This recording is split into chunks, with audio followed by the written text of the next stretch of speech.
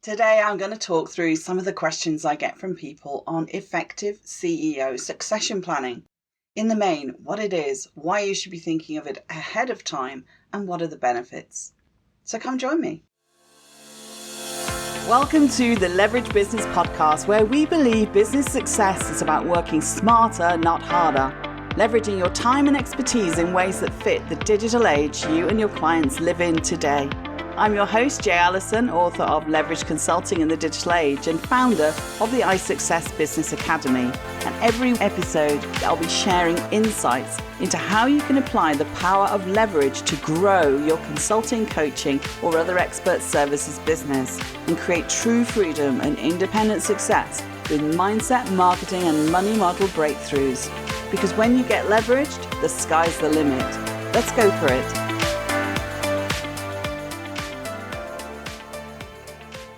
Hey, everyone. How is it going in your world?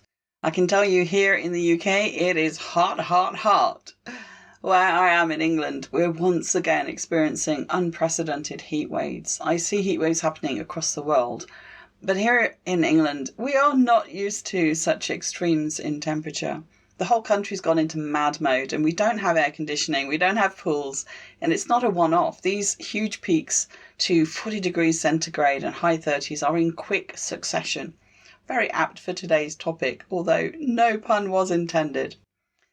So why am I talking about succession planning for small businesses? Because a lot of people obviously think that's all about retirement, right? That's all about exiting your business. But actually, many SME, that's small to medium-sized enterprise business owners, simply aren't prepared for when they need to take themselves out of the business for whatever reason and at any stage. So I'm not just talking about retirement or planning for retirement. It could be any time, from a sudden illness or just you'd like to take an extended trip and want to be free to enjoy it. I have to say, I've experienced a period of health challenges a few years back where I had to step out of the business, both the consulting and online education side. So it wasn't just about not being kind of well enough to commute to client sites or travel. And it's actually where much of the Academy mission comes from. The whole idea, the whole concept of leverage and leveraged living and working smarter, not harder, is so that you are able to have it not all on your shoulders. And while I've never taken an extended trip, I'd like to think that I could if I wanted to. I could probably do it for a month, maybe even 2 to 3 months. And I talked about this with Selena Johnson in the interview with her way back, I think episode 24.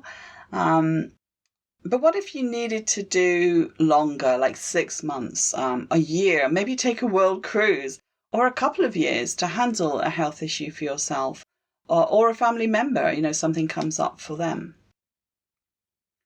So in this episode, I wanted to talk through some of the questions that I get from people on effective CEO succession planning specifically. And in the main, what it is, why you should be thinking of it ahead of time, and what are the benefits. And I'm not talking here about family businesses with 2 to 3 staff. I'm talking about a small to medium-sized business of up to 250 employees even, and where most often the owner has no family members active in the company or has no immediate structure for C-suite kind of roles to have some backup. So even if it was for an exit, there are no obvious successors in line to take over as CEO. And in many cases, the owner is CEO, COO, CFO, as well as overseeing strategy, operations, HR, IT, and marketing and sales, particularly if you're a very small business. And that's pretty exhausting, right? So way before you go, it's not a bad idea to be building a crew to support you. And that's the only way you're going to grow and scale sustainably. So succession planning goes hand in hand with team building, hiring, talent management, and leadership development. So let's get going with some of the questions. Question 1 is, what is CEO succession planning for small businesses? Well, in corporate speak, succession planning is the process of replacing your organization's leaders and managers with high potential internal and sometimes external people. Essentially, it is about forward planning and talent management, which involves identifying, developing, redeploying, or replacing certain individuals to handle staff changes as smoothly as possible. For sole traders, this is about both building capacity for when you're away and if you want eventually to exit the business or retire. For small businesses where there are perhaps just 4 to 5 key posts, including your own as CEO, such as operations, marketing, sales, HR, and IT, succession planning is simply a good idea to cover contingencies like key people leaving the company, long-term illness or family issues, maternity or paternity leave. For larger companies, succession planning is likely to form part of the HR annual planning cycle, ideally aligned with performance management, training needs analysis, talent retention, and leadership development. Succession planning mitigates the effects of a sudden or unanticipated vacancy in a principal position. Although conventional wisdom is that no one is indispensable, replacing a leader or contributor with highly specialized knowledge or competencies is costly and time-consuming. Equally important, in my opinion, meeting the personal growth, achievement, and recognition needs of current employees promotes motivation and boosts morale. Succession planning, in a general sense, is important because it supports organizational stability, even during periods of significant change. And it makes sure that even if important individuals depart, their absence, at least professionally, won't be noticed and the company won't suffer. So the second question relates to this, which is, why should I think about CEO succession planning? And let me start by saying the most common reason for not creating a succession plan is that the owner doesn't think about it. They think it's something that only happens when they're finishing off the business, finishing their career. And they're not looking to retire, or they wouldn't know where to start. And that's understandable. I mean, we all know that we'll want to stop work eventually. And if you're older, you may have worries that one day maybe you will become incapable of running the business by virtue of old age or health issues. The problem is, though, that many business owners don't have a clear sense of the steps involved to enact CEO succession planning when the time comes. Planning for succession has many different goals. In many businesses, it's about mitigating risk or damage control, where the focus is on proactively seeking out talent or reactively replacing a key leader with minimum disruption. If you're bringing in a replacement, ideally you want someone who's ready for the job, has the potential to take the reins effectively and efficiently, can hit the ground running, can step into the role fast. And if you have time to plan and manage that ahead of when it's necessary, so much the better. To do that, you'll want to think about developing a succession planning framework or process to reduce the risks associated with a more abrupt change in leadership. And even if it isn't about retirement, it could be necessary to have someone step in. For instance, if, God forbid, you had an accident or had to take care of a loved one for a significant period of time, or if you wanted to take a sabbatical of some kind. If financially you can't afford to just shut up shop, have you thought about who would run your business in your absence in those scenarios? Do you have a plan? Do you do any talent management? Who's your right-hand person, your number one, to take over from you? If you're a Trekkie, you'll know what I mean, right? Number one. What kind of person would you want should the need arise? So thinking through the process of effective CEO succession planning will help you, as the business owner, identify possible contingencies or steps to take and kind of craft out a job description almost for the things that are critical to business carrying on. And then you can stop worrying about the what if. The great first step is to learn what your choices are. And the best way to do that is to talk to a few business owners who have retired or developed successful succession plans. Ask them how they went about it. What did they do first? How did they bring new people in to help them with key business processes? And how did they develop talent? You may not be planning to fully leave the business as CEO, dependent on your age and health, but if you are, then it's useful to narrow the choices. For instance, if you don't have a family member to take it over, you might consider two common options, which are either liquidating the company's assets or selling to a current employee or partner.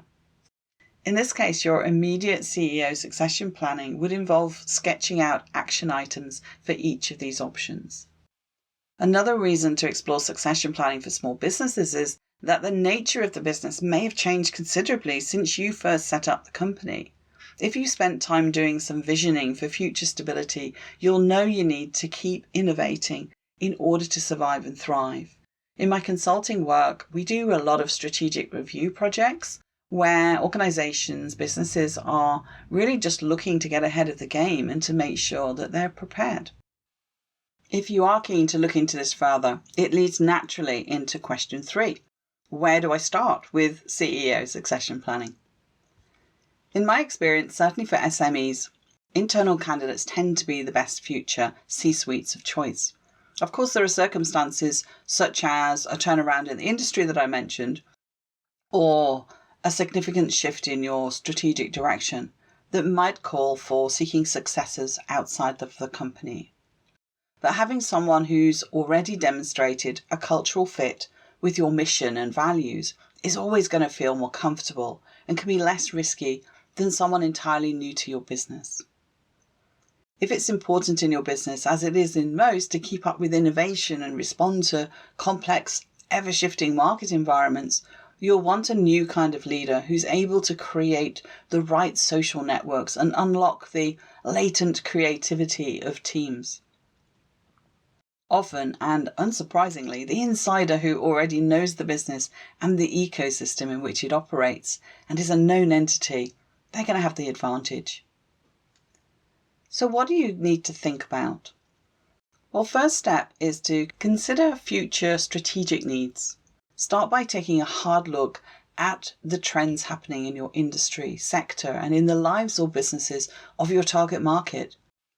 Pinpoint potential future challenges and needs, then get to work on your strategic plan. You should ideally be doing this annually anyhow. Maybe there are new business areas that you want to pursue, maybe new markets that you want to enter, or new products that you know you wish to develop. This helps you consider the key areas and functions that are currently mission critical to your company's growth and success. The second area is to identify operational key roles.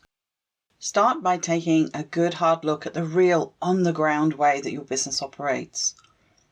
Within the areas and functions that are of strategic importance to your company, there are a number of roles and positions that are really key.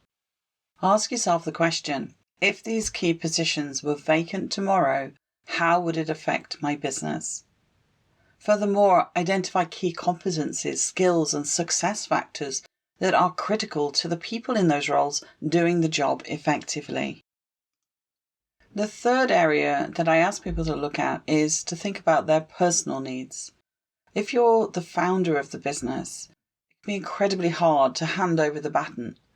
Planning for transition isn't just about the structural and practical matters. There's an important personal and emotional level that often requires a mindset shift.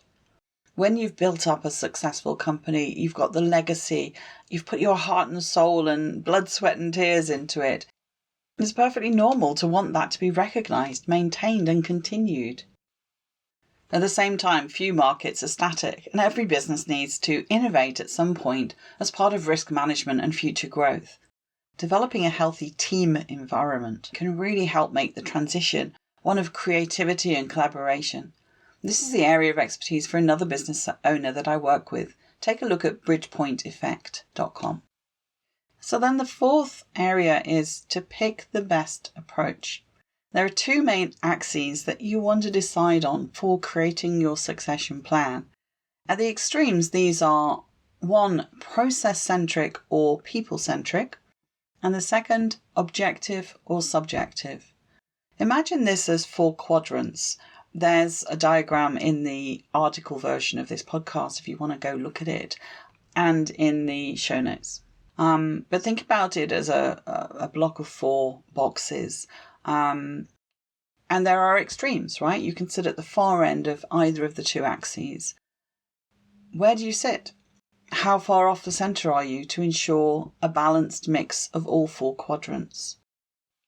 And very related to this is number 5, which is retaining your best people. And whether you do that on the basis of their roles and positions and their capability, or whether you just like people you've been working with for so many years and you don't want to let them down. So process versus people, objective versus subjective. Where are you on that scale?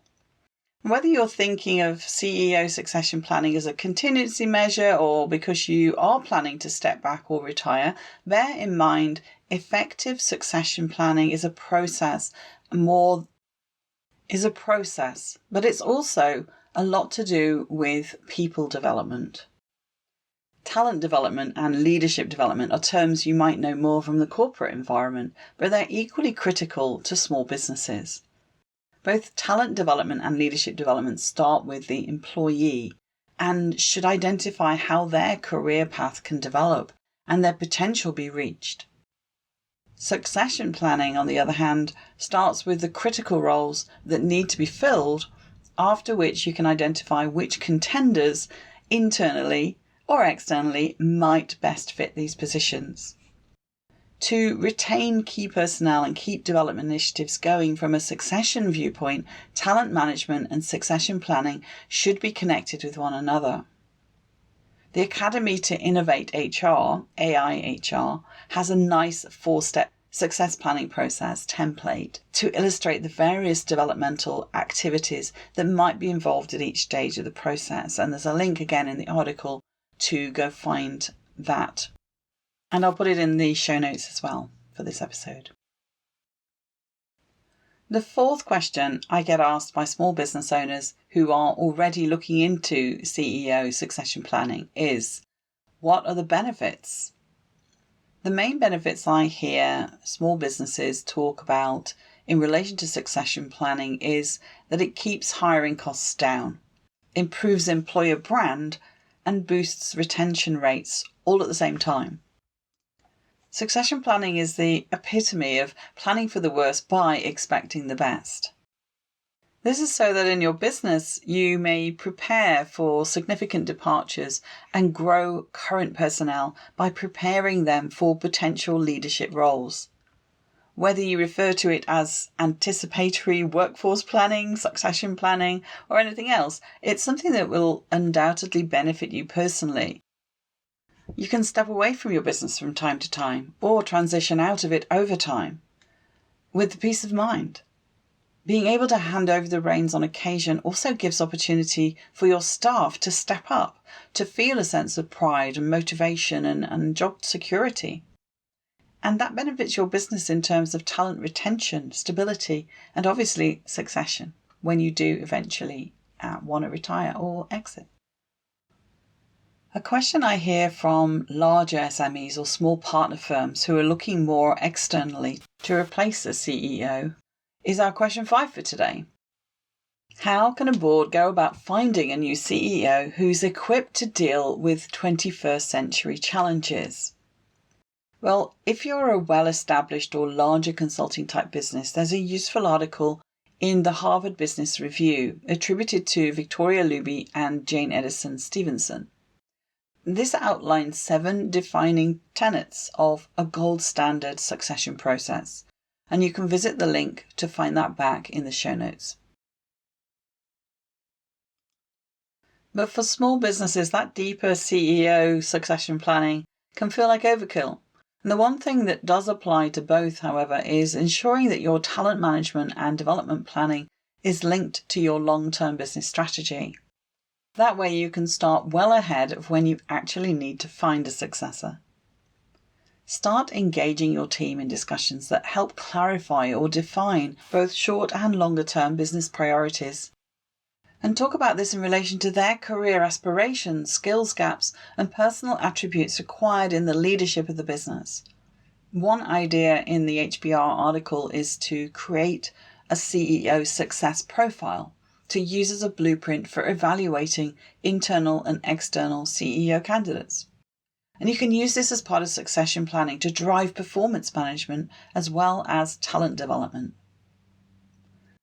Successful successors are the result of years of preparation, mentorship, and coaching, preferably up to 5 years before a planned transition or exit.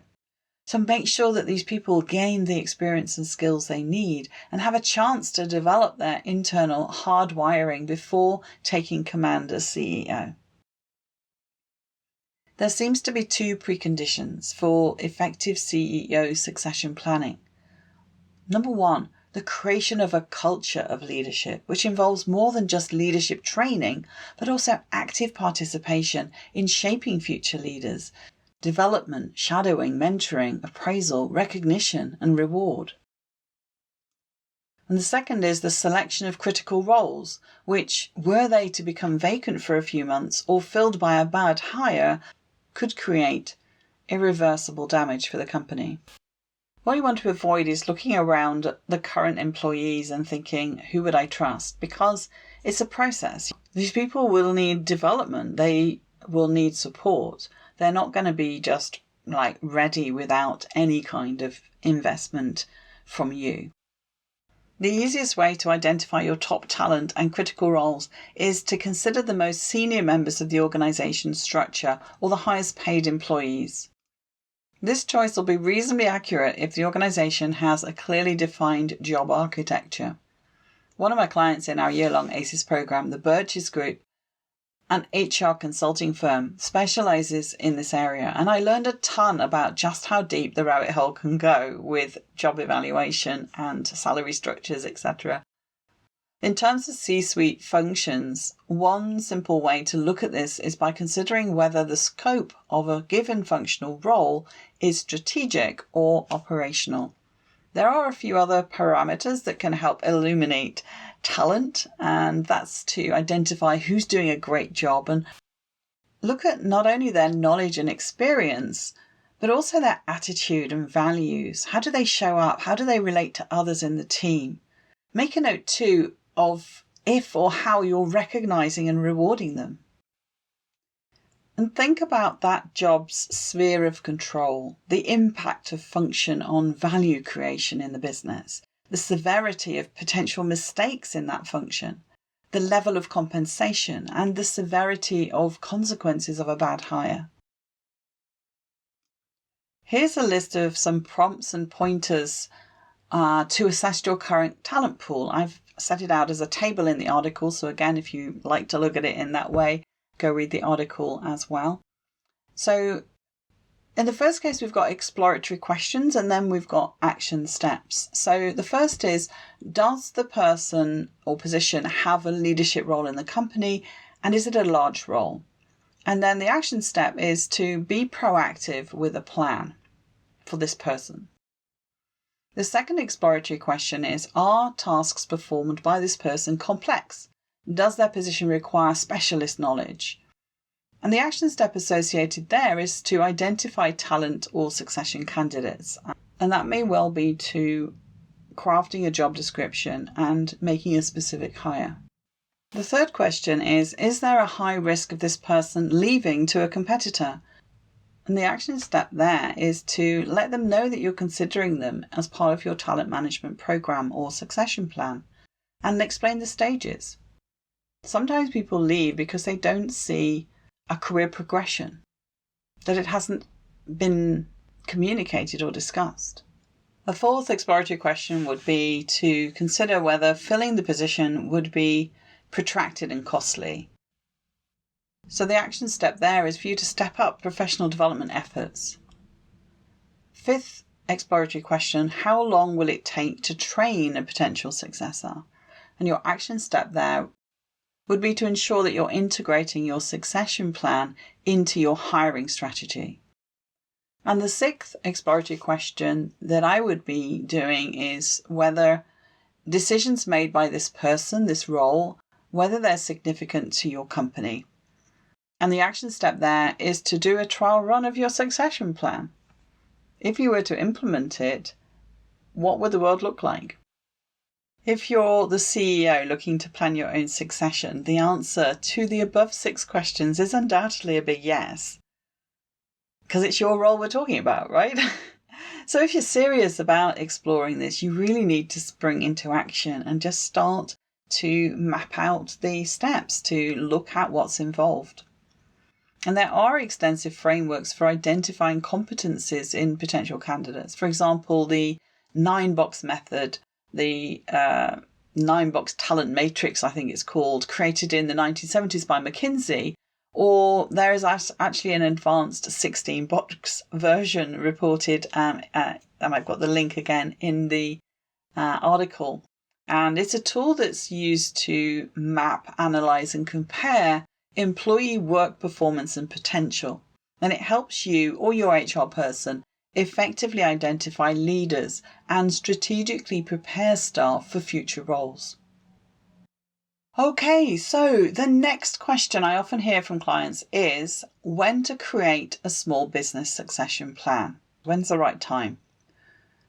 And I would say to maintain operations and prevent service interruptions for clients or customers, every business should consider putting a succession plan into play.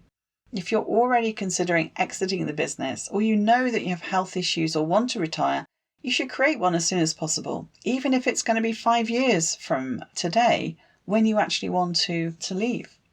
So even though you may not have plans to leave your company, accidental departures may occur. And effective CEO succession planning is going to guarantee that the company runs efficiently and effectively throughout the changeover. For CEO succession planning to be successful, you need to think about whether your company currently has the talent to replace you. This means that even if it's cheaper to fill a position internally, it doesn't guarantee that a current employee is up to the task, at least not yet.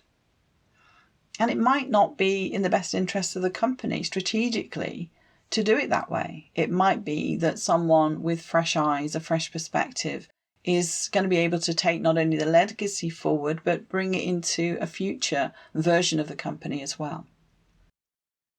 An employee may not be qualified for the role, and they may also not be interested. They may have the technical expertise and not the softer skills. They may be great operationally, but lack strategic thinking. And they may lack the external networks that fresher candidates can bring. Actively planning for your succession well ahead of the time means you're covered if you have to leave unexpectedly at short notice and ensures continuity.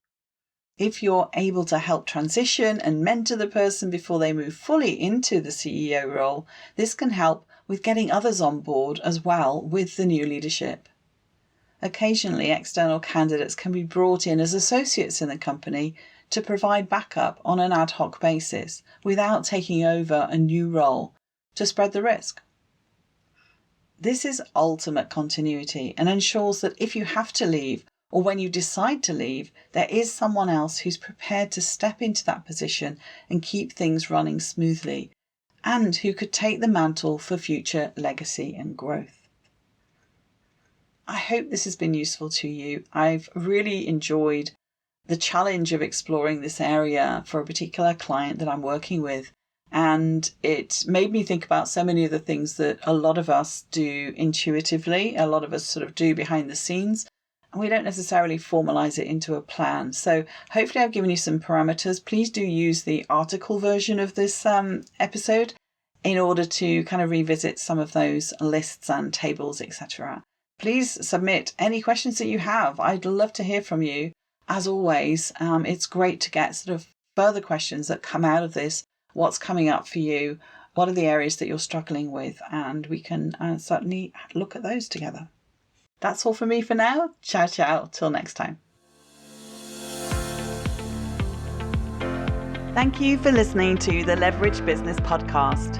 Want to create leverage in your business? Did this episode provide some insights and ideas to be thinking through?